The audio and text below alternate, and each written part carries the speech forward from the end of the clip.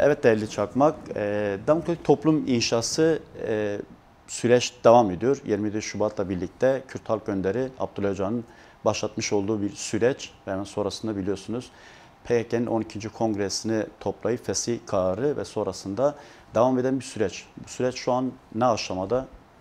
Buyurun, sizden dinleyelim. Aslında her yönüyle tarihi bir aşamanın içerisindeyiz. Gerek Kürtler açısından gerek Türkiye, gerek Orta Doğu gerekse dünya açısından çok önemli süreçlerden geçiyoruz. 27 Şubat'tan bu yana hatta biraz daha geriye sararsak Ekim 2024'ten bu yana bu coğrafyada çok önemli gelişmeler yaşandı ve kimsenin duymayacağı, duyduğunda çok da inanamayacağı insanların söylediği gelişmeler bizleri açıkçası şaşırttı.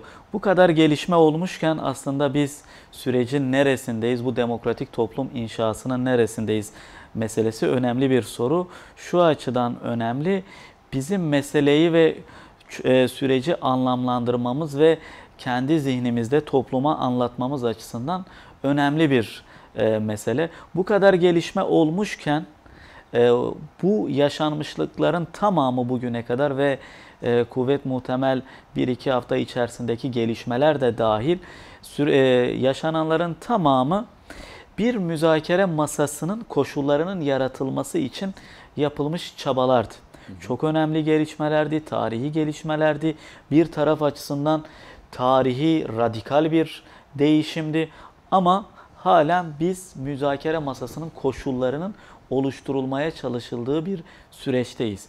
Nedir bu koşullar? Tamamen her iki tarafın daha sağlıklı bir şekilde bu süreci yürütebilmesi için, sürecin herhangi bir sabotaj, suikast girişimine maruz kalmadan daha sağlıklı bir şekilde ilerlemenin koşulları yaratılıyor. İşte aslında toplumun kafasında soru işareti bırakan noktalardan biri de bu. Bunca sürece rağmen halen bazı somut adımların atılmayışı insanlarda bir gerginlik, bir güvensizlik yaratabilir. Ama bu süreç açısından şunu belirtmek istiyoruz ki gerek 2013-2015 süreci bizim açımızdan önemli bir deneyim. Gerekse dünya çözüm deneyimlerini göz önünde aldığımızda bu süreç daha emin adımlarla ilerleyen ve daha sağlam, yol kazalarını istemeyen bir süreç olarak görünüyor. Bu da her iki tarafın meseleye ciddi bir şekilde yaklaştığını görüyor. Peki şu aşamaya kadar tabii ki belli başlı pürüzler illaki yaşanmıştır. Bazen tıkanıklıklar olmuştur ama bu halen şu aşamaya kadar da her iki taraf açısından da bir iradenin var olduğunu görüyoruz. Bu açıdan masanın kurulması açısından bu ön koşulların gerçekleştirilmiş olması özellikle Kürt tarafı açısından PKK'nın Sayın Öcalan'ın çağrısından sonra PKK'nın kendisini fesih kararı alması ve sonrasında işte kamuoyuna da yansımıştır bir silah bırakma meselesi de konuşuluyor yakın tarih açısından. Bunların tamamı Kürt hareketinin, Kürtlerin bu meselede ne kadar ciddi olduğunun göstergesi. Atılan adımlardan biz bunu görebiliyoruz.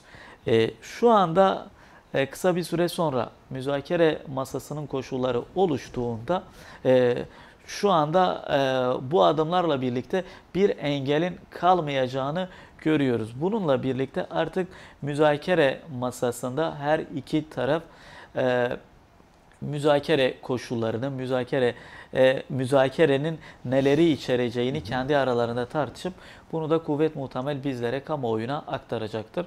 Ama önemli belirtmek istiyorum ki dünya çatışma çözüm deneyimleri açısından 3 süreç bulunmakta. Birincisi ön hazırlık süreci, işte muhatapların kimler olacağı, süreç içerisinde yol kazalarının yaşanmaması için gerekli tedbirlerin atılması. İkincisi ise müzakerenin başlaması ve tarafların hangi meselelerin değişeceğini, hangi ihtiyaçların var olduğunu tartışması.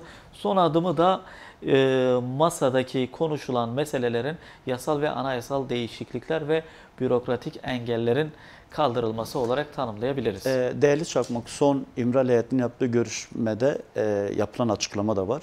Kürt Halk Önderi'nin bu sürece yeni bir aşamaya geçildiği bir açıklama yapıldı. Bununla ilgili aşama hangi durumda, gelen aşamayı nasıl değerlendirebiliriz? Öncesindeki 6 aylık süreci ve gelen son süreçte ve biliyorsunuz bir silah bırakma, bir grup gerilanın silah bırakacağına dair açıklamalar da yapıldı. Bunu nasıl değerlendirirsiniz? Bu da aslında müzakerenin başlaması için son adım olarak değerlendirebiliriz. O aşamadan sonra kuvvet muhtemel artık mecliste bir komisyonun kurulması, akabinde de müzakere masasında Sayın Öcalan'la birlikte devletin bir süreç başlatacağını, artık nelerin değişeceğini, değişim aşamasında hangi aşamalardan geçeceğini ve bunun için toplumsal ayağını oluşturmak adına kimlerin ne tür sorumluluklar alacağının tartışılacağı bir aşama. Yani artık biz ilk aşamanın sonundayız, ikinci aşamanın da başına gelmiş bulunmaktayız. Bununla birlikte tam da işte hani bu silah bırakma durumunun yasal güvencesi, işte mecliste bir komisyonun kurulacağı, bütün partilerden kurulacağı bir komisyon bu süreci takip etmesi açısından ya da hukuki zemini oluşturması noktasında. Yine bununla birlikte biliyorsunuz yani sadece yani PKK'nın silah bırakmasından ziyade şu an cezaevinde devam eden, siz birebir bu konuda muhatapsınız. Binlerce insan halen cezaevlerinde, Evet. hapse tutsaklar. Bununla birlikte devam eden yargılamaların sürdüğü bir süreç de devam ediyor. Bu sürecin aşılması için neler yapılması, hangi adımların atılması gerekiyor? Özellikle iktidar tarafından, devlet tarafından. Şimdi siz önemli bir noktaya değindiniz. Bir yasal zeminin hazırlanması. Biliyorsunuz 27 Şubat çağrısının hemen ardından Sayın Sırrı Süreyya Önder İmralı'da Sayın Öcalan'ın kendisine bir not ilettiğini belirtti. O notta da feshin ve sonraki aşamaların gerçekleşebilmesi için hukuki tanınırlık meselesi. Yani sürecin aslında bir yasal dayanağının olması gerektiği, yasal düzenlemenin kesinlikle yapılması gerektiğine dair net bir belirleme. Şimdi müzakere koşullarının oluşmasından sonra zaten ilk yapılması gereken şey yasal değişikliklerin başlaması. Nedir bu yasal değişiklik? Sürece sahip çıkan, süreci koruyacak olan, süreç içerisinde her iki tarafın sorumluluklarını da anlatan, aynı zamanda her iki tarafın yapması gereken, atması gereken adımlarda herhangi bir hukuki engelle karşılaşmaması adına yapılması gereken hukuki değişiklikler olarak tanımlayabiliriz. Bunu aslında bir çatı yasayla yapılabilir. Çatı bir yasa. Nedir bu çatı yasa? Bir tarihselliğin var olduğunu kabul edecek. Bu tarihsellik içerisinde tarafların bir müzakere sürecine girdiğini ve tarafları bu süreç içerisinde koruyacak yasal bir yasal bir şemsiyenin var olması gerekiyor. Bu ana yasa değişikliğinden sonra da artık müzakere resmen tanınmış olacak. Müzakere ile birlikte atılacak adımların kanuni dayanağı olduğu için de yol kazaları yaşanmayacak. Aslında bu sürecin kamuoyunda her ne kadar işte Haziran'da bitecek gibi söylemler yer almış olsa da bu meselenin aslında 100 yıllık kangrenleşmiş bir meselenin çok da öyle birkaç ay içerisinde bitmeyeceği ve bu aşamaya kadar neden hazırlık sürecinin sağlam oturtulmaya çalışıldığının da en bariz göstergesi. Şimdi biz önceki süreci bir hatırlayalım. 2013-15 sürecinde Sayın Öcalan ısrarla yasal değişikliği dayatıyordu, vurguluyordu. Sürecin ciddiyeti yasal değişiklikle olur diyordu. Ne oldu? Bir Dolmabahçe mutabakatı yaşandı. Peki bu mutabakat okunurken bunun yasal bir dayanağı var mıydı? Her ne kadar 13 ya da 14 yılında bir yasal yasal düzenleme yapılmış olsa da bu süreci koruyan, süreci ilerletecek bir yasal değişiklik değildi. Bizim bahsettiğimiz bir şemsiye değişiklik, altında ise her bir aşamayı adım adım koruyacak bir değişikliğin varlığıydı. Neydi orada? Dolmabahçe mutabakatından hemen sonra Sayın Erdoğan şunu dedi: biz bunu tanımıyoruz, kabul etmiyoruz dedi. Evet.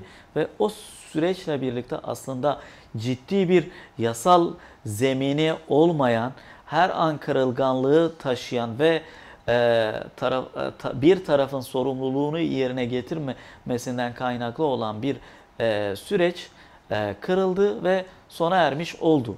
Bu aşamada işte tam da o noktada yasal bir şemsiye içeren yasal değişikliğin varlığı gerekmekte. Sizin bahsettiğiniz işte hasta tutsaklar meselesi, infazı yakılanlar, mahpusların meselesi, işte bunun içerisinde halen yargılaması devam edip de tutuklu olan tutsakların meselesinde ise bazıları direkt bürokratik engellerin var olduğu durumlardır. Örneğin hasta tutsaklar meselesinde halen aşılamayan bir adli tıp meselesi var. Burada bir yasal değişikliğe, esaslı bir yasal değişikliğe gerek yok. Adli tıpla birlikte tam teşekküllü devlet hastanelerinin vermiş olduğu raporlar eğer yeterli bulunursa burada bir mesele aşılmış olur. Diğeri, halen bu işin yansımasını görmediğimiz yargısal mekanizmalar, yani mahkemeler, savcılıklardır. Halen mahkemeler tutuklama kararları verebiliyor. Tamam ya, bu sürecin ruhuna uygun tarihsel bir sorumluluğu herkesin üstlenmesi gerektiğinden bahsediyorsak, yargı mensuplarının da bu ciddiyetle yaklaşması gerekiyor.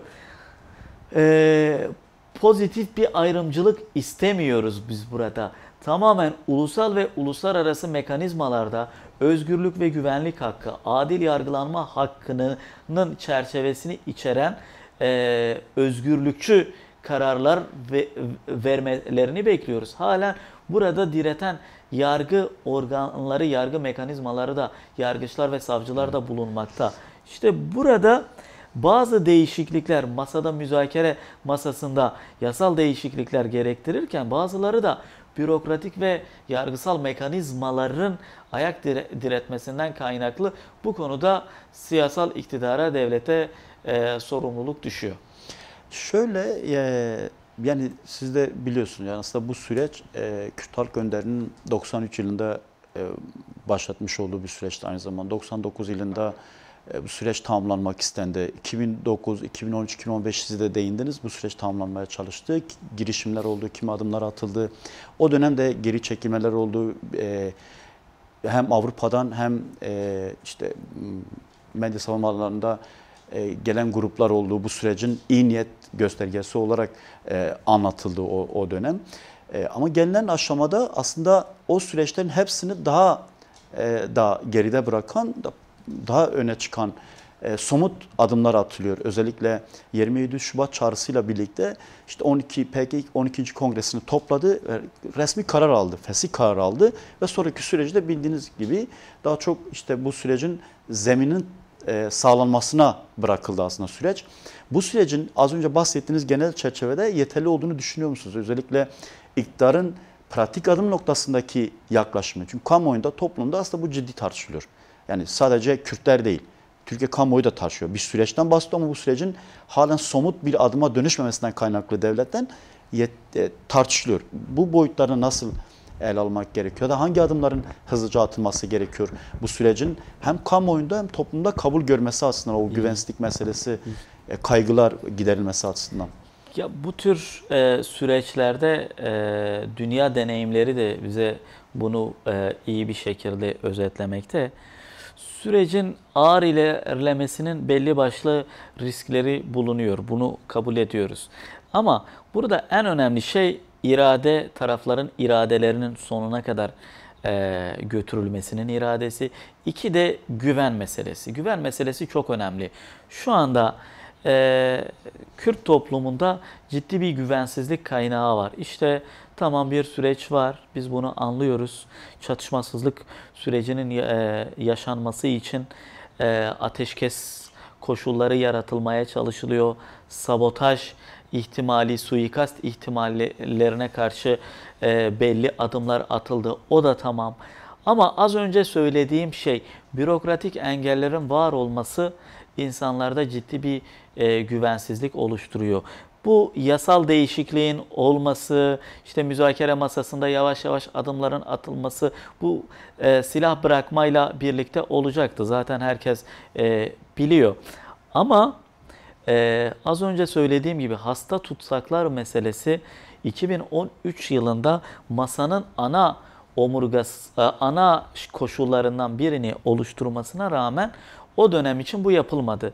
Bugün de halen bürokratik engeller ve çok gıdım gıdım, çok yavaş ilerliyor. Buna rağmen Kürtler sağduyularını korumaya çalışıyor. Çünkü 2013-15 sürecinde de Kürtler barışı daha çok istiyordu. Bu ülkede gerçekten kanın durmasını istiyordu, ölümlerin durmasını istiyordu. Bu noktada Kürtler halen sabırlı. Ama adımlar atılmazsa bu toplumda ciddi bir güven sorunu da başlatacaktır. Az önce de belirttiğim gibi tutukluların serbest bırakılması önemli bir mesele.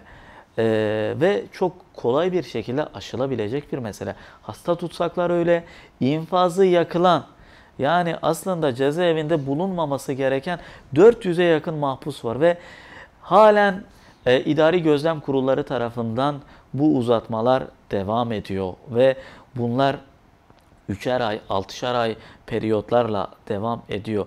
Tek tük bırakılanlar oluyor ama 400 sayısının yanında bunlar çok az sayılar.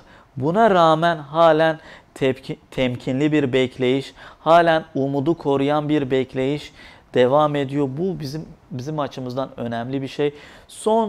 Ama bunun da diyoruz ya, sabır kavramının da bir aşaması var, bir süreci var, bir sonu var. Bu adımların atılması gerekiyor. Ama Kürtler bu müzakere masası açısından halen ısrarcı, sonuna kadar da bunu diretmeye, bunu zorlamaya devam edecekler.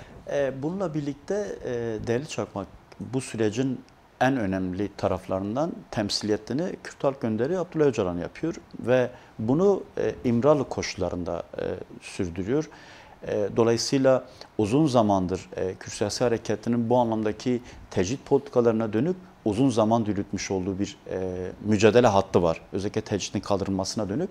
Bu sürecin 23 Şubat açıklaması yapılmasına rağmen, PKK'nın fesih kararı almasına rağmen ve halen tecrit politikalarının devam ettiği ve halen yeterince müzakere sürecinin, az öncesinde bahsettiğiniz müzakere sürecinin, müzakere masasının daha fiziki özgürlük koşullarına kavuşturmadan yürütülür.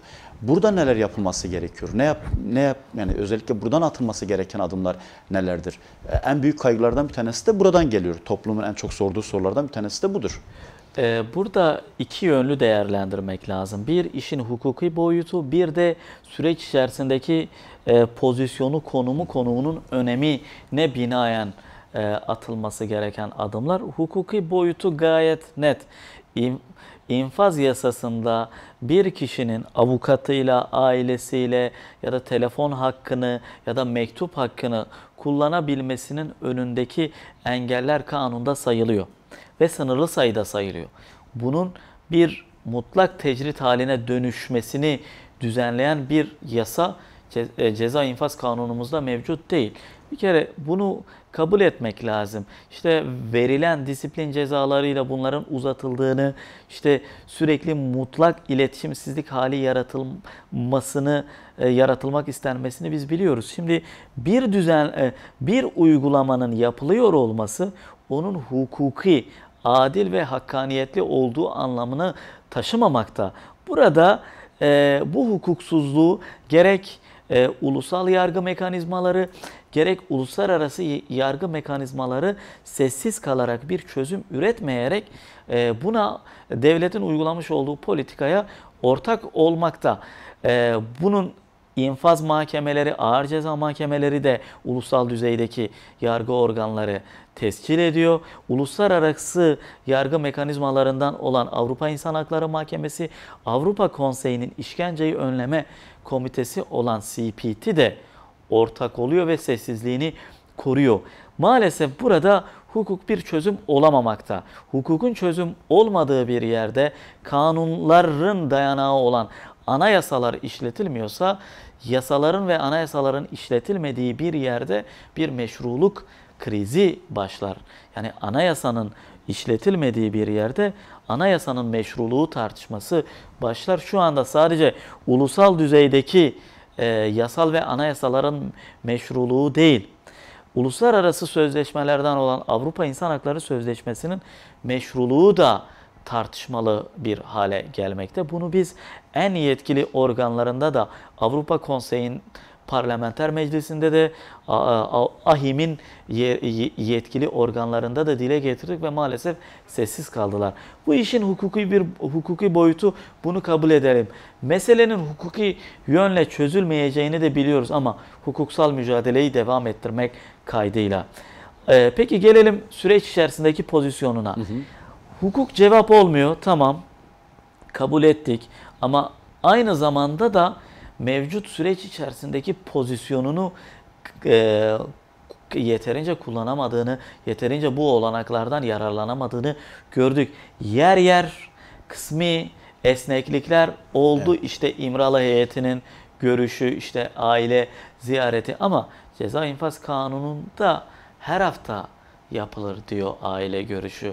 Avukat görüşü her an yapılabilir. Mesai saatleri içerisinde bir hükümlüyle her an görüşebilir avukat. Halen bunun koşulları sağlanmış değil. Aynı zamanda özgürlüğüyle ilgili bir tartışma da mevcut. Biliyorsunuz 2014 yılında AHİM'in vermiş olduğu, umut hakkı ile ilgili vermiş olduğu bir karar var.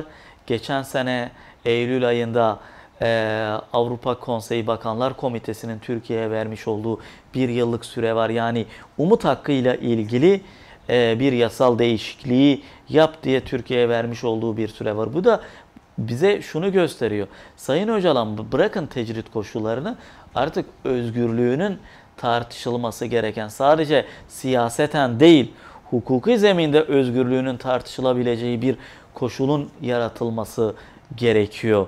Ama biz halen tecrit koşullarını tartışıyoruz. Ne kadar geride olduğumuzu görmemiz gerekiyor. Yani bizler bunun öz eleştirisini gerek hukukçular olarak gerekse de siyasetçiler olarak da vermemiz gerekiyor. Özgürlüğünün özgürlüğünün sağlanması gereken bir zeminde halen tecrit koşulları devam etmekte. Maalesef bu şunu etkiliyor. Çalışma koşullarının sağlanmaması süreç içerisindeki baş müzakereci olma rolünü de yeteri kadar yerine getirmesi de sağlanmıyor. Buna rağmen, bu tecrit koşullarına rağmen kendisi elinden gelen tüm gayreti gösteriyor. Kendisinin çağrısı sonucunda örgütü kendisini ne kadar dinlediğini, süreci ne kadar iyi okuyabildiğini görüyor. Her şeye rağmen mevcut pozisyonunun oluşturulmamasına rağmen halen kendisi tüm gayretiyle müzakere masasının başucunda durarak sorumluluğunu bariz bir şekilde yerine getiriyor. Evet, bununla birlikte değerli Çakmak, biliyorsunuz bu geçen hafta Avrupa'dan heyet gelmişti. Kürt Halk Önderi ile görüşmek için başvuruda bulundular. Burada kim girişimlerde bulundular. Yanılmıyorsam sizinle de bir görüşme gerçekleştirdiler. Yani bu süreçte özellikle çözüm süreciyle, demokratik toplum çağrısıyla birlikte uluslararası alanda Kürt Halk Önderi'ne dönük ilginin daha da arttığı görülüyor. Kimi aydın yazar, Nobel Barış Ödüllü, farklı çevrelerden insanların, hukukçuların, insan hakları savunucularının başvuruda bulunduğu bir süreçtir de aynı zamanda. Bunu Sayın Öcalan'ın süreçte internasyonal değerlendirmesi de olmuştu. Bunu nasıl bağlarsınız? Bu heyetlerin özellikle özgür bırakılması gerektiği noktasındaki ısrarını nasıl değerlendirirsiniz? Yani gerek Türkiye'nin, Orta Doğu'nun ve dünyanın otoriterleşmeye başladığı, sağ eğilim gösterdiği bir zeminde alternatif çıkış yolları sunan, alternatif çıkış arayışları içerisinde olan paradigmalar her zaman için kıymet bulmuştur. Yani kapitalist modernitenin aşmazını aşabilecek yol ve yöntemler her zaman için kıymetlidir. İşte yurt dışından gelen heyet Sayın Öcalan'ın bu alternatif çıkış yolunu çok iyi analiz ettiğini, gerek Rojava deneyimi üzerinden hayranlıkla izlediğini belirtebiliriz. Şu açıdan kıymetlidir, kendilerine de belirttik. Demokratik mücadele zemininde çok ağır bedeller veren Kürtlerin halen bu mücadelesi içerisinde otoriterleşen sağa rağmen yurt dışından böyle bir heyetin gelişi bizler açısından da ayrı bir moral kaynağı yarattı. Yani birlikte olduğumuzu hissettirip yalnız kalmadığını da hissettirebilmek sürecin motivasyonu açısından çok önemli. Bu insanlar gerçekten kendi ülkelerinde belli pozisyonda olan insanlardı ve buradaki gözlemleri de kuvvet muhtemel kendi ülkelerine de ayrıca yansıyacak, ayrı bir parantezde açacaktır. Onların buraya gelişi ciddi anlamda kendilerinde de bir heyecan yarattı. Ayrıca programın ikinci gününde Sayın Öcalan'dan bir mesaj almaları da onlar açısından sevindirici ve gayet gurur verici bir durum yarattı. İşte onların gelişi tamamen hem mücadeleye destek vermek, Türkiye'nin demokratikleşmesini, aynı zamanda sadece Türkiye'nin demokratikleşmesi için de gelmediler. Buraya dediğim gibi kapitalist modernitenin yaratmış olduğu açmazlıkları aşabilecek alternatif yöntemleri görmek, gözlemlemek, deneyimlemek için de geldiler. Bu da aslında Sayın Öcalan'ın 10 metrekarelik bir hücre içerisindeki fikirleri, teorileri bir teorisyene dönüşen fikirlerinin tüm dünyaya ulaşabildiğini ve gerçekten bu alanda bu meseleye kafa yoran insanların bunu ne kadar iyi anlayabildiğini de gösterdi bize. Tam da söylediğinizle ek olarak hatırlarsanız açıklamasında şöyle bir belirleme vardı. Yani bu sorunu çözümü sadece işte Kürtler, Kürdistan değil, Türkiye, Orta Doğu, bütün dünya sorunlarına çözüm oluşturabilmek için yeni bir paradigma sunmuştu. Bu anlamda uluslararası alanda bu kadar ilgiyle bakıldığı, işte izlendiği, heyetlerin gelip görüşmek istediği bir süreçte bunun bahsettiğiniz kapitalist modernitenin yaratmış olduğu krize çözüm olarak gelişimi hem Orta Doğu'daki sorunlar hem işte dünyada yaşanan bu krizlere aşmada bir paradigma, bir çözüm olabilir mi? Ya bizim zaten Sayın Öcalan'ın özellikle dile getirmek istediği şey şu: demokratik toplum modeli sadece Kürtlere ya da Türkiye'ye değil, Orta Doğu ya da dünya deneyimleri açısından da dünyaya da bir örnek model oluşturulabilecek bir zemin.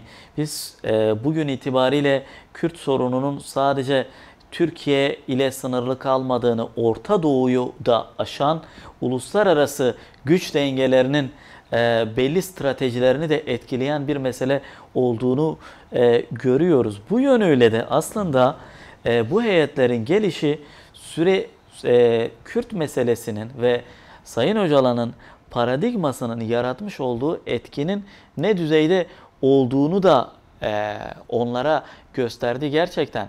Hani buradaki gözlemleri onlar açısından önemli bir tecrübe oldu. Aynı zamanda onlar açısından da onlar mevcut ülkelerinde de evet bir çatışma süreci yok ama bir demokratikleşme meselesi var. Halen sağ eğilimli bir otoriterleşen dünyadan bahsediyorsak onlar açısından da bu çıkmazı aşabilecek bir yol olabilir mi? Tam burada araya gireceğim değerli Çakmak. Biliyorsunuz yani özellikle İsrail'in İran'a saldırması, daha öncesinde Orta Doğu'daki genel Irak, Suriye meselesi, Filistin, yani kaosun yaşandığı bir süreçtir aynı zamanda Orta Doğu'da. Tam da böylesi bir durumda işte Rusya'nın Ukrayna savaşı, bu kaos sürecinde bu heyetlerin, bu farklı düşünür, aydın, yazar, filozofların olduğu bir heyetlerin bu anlamda yer açıklamaları da bu son süreçte yapılıyor. Bir umut olarak gördüğünü düşünüyor musunuz? Özellikle bu çözümsüzlük sürecinde, yani sadece Kürt sorunu bağlamda değil, Orta Doğu ve bütün dünya sorunlarına çözüm umudu olarak Kürt halk önderini gördüğünü düşünüyor musunuz? Nasıl ele almak gerekiyor?